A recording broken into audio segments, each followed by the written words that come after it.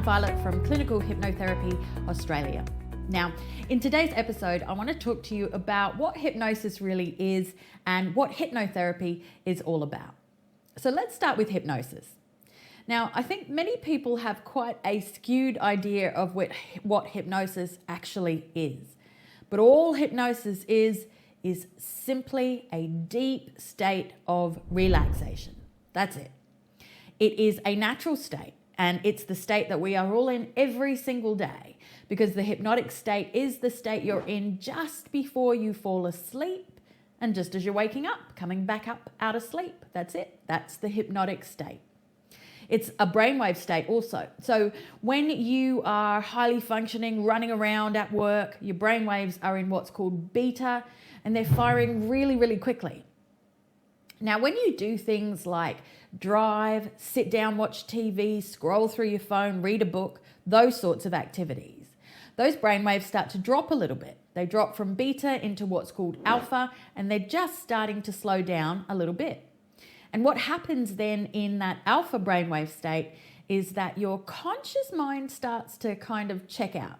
It starts to go off or daydream, and your subconscious mind starts to come online.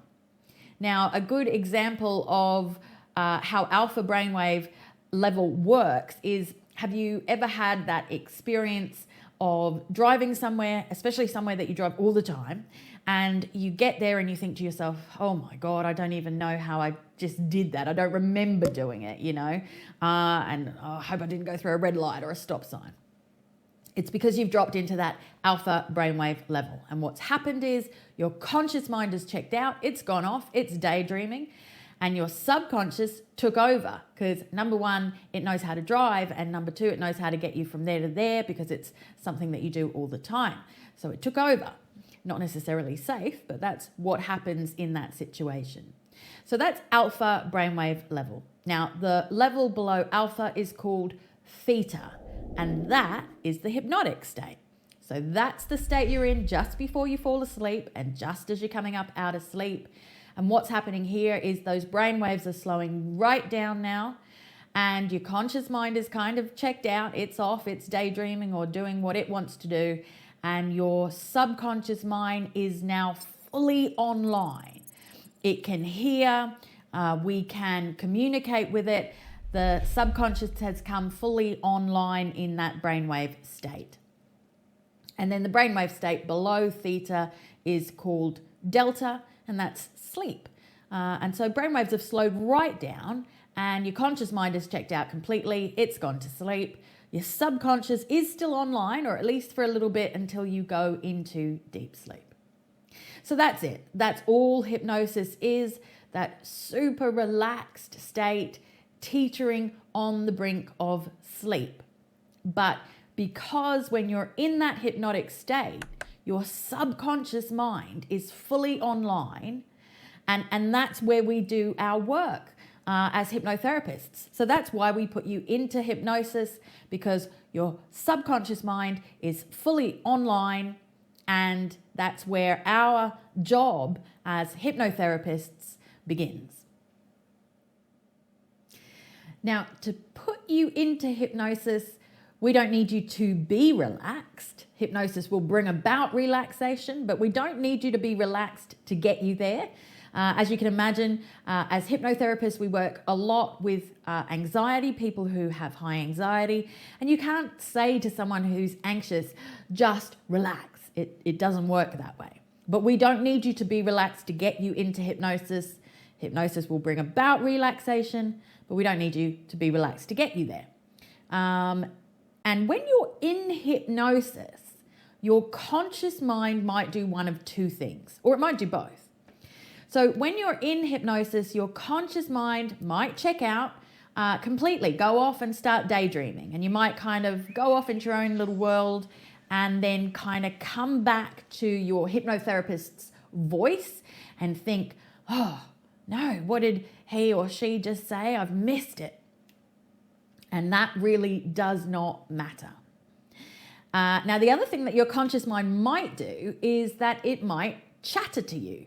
So it might be like, what are we going to do? What have I got to do after this? What am I cooking for dinner tonight? What have I got to do at work tomorrow? And if it wants to chatter to you, that really doesn't matter either. The moment we've got you in hypnosis, which is very quickly, we get you into hypnosis quite quickly, and then we deepen you into that lovely relaxed state. But the moment we've got you in hypnosis, we've also got your subconscious mind online. And we are talking to your subconscious mind, not your conscious mind. So what your conscious mind hears or doesn't hear or remembers or doesn't remember makes zero difference to our process as hypnotherapists. Now, your conscious mind is your intelligent mind. It's the mind that you use on a daily basis to think and to have conversations and to rationalize and make decisions, but it is only 10%. Whereas your subconscious mind is 90%. Now, it's not intelligent in the same way that your conscious mind is, but it is far more powerful. So if you think of your mind as a computer, then your conscious mind would be your desktop, while your subconscious mind would be your hard drive. It's where all the memory is stored and where the programs are kept. And when you want real change and effective change and permanent change, you have to change it in the hard drive. You can delete a program from your desktop, but it's not gone from the hard drive. You have to get into the hard drive and delete it from there. And that's one way we work as hypnotherapists. We go into your hard drive, into your subconscious mind, and there we can remove or change or reprogram faulty programs that might be running in response to things that have happened in your life. Now, another way we work as hypnotherapists is we implant very positive suggestions for change into your subconscious mind. Now, the main role that your subconscious mind plays in your life is to keep you healthy, safe, and alive. That's its main purpose. So when we tell it things, very positive things that are only going to contribute towards doing this, keeping you healthier, safer, living longer, then it will generally take those things on and run with them for you, because that's exactly what it wants for you. Now, your subconscious mind also learns. It learns how to do everything that you know how to do on autopilot. It's the reason that you know how to walk and talk and ride a bike, drive a car. It's because your subconscious learned how to do those things.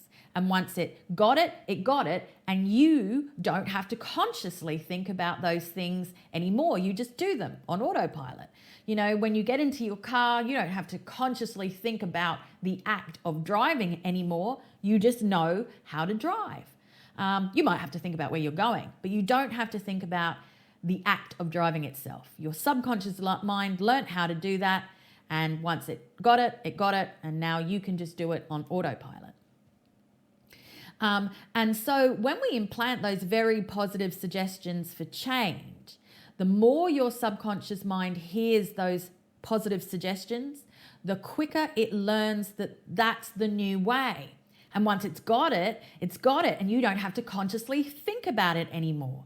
You just start to feel differently or think differently or behave differently. You know, you just start to feel less anxious, more calm, you eat better, you drink more water, you stop smoking, or whatever it is, whatever those suggestions are that we've put in there. Once your subconscious mind has learned that that's the new way, it's got it, and once it's got it, you don't have to even consciously think about it anymore. It just becomes how you think, or what you do, or how you feel, or what you don't do, or whatever it might be.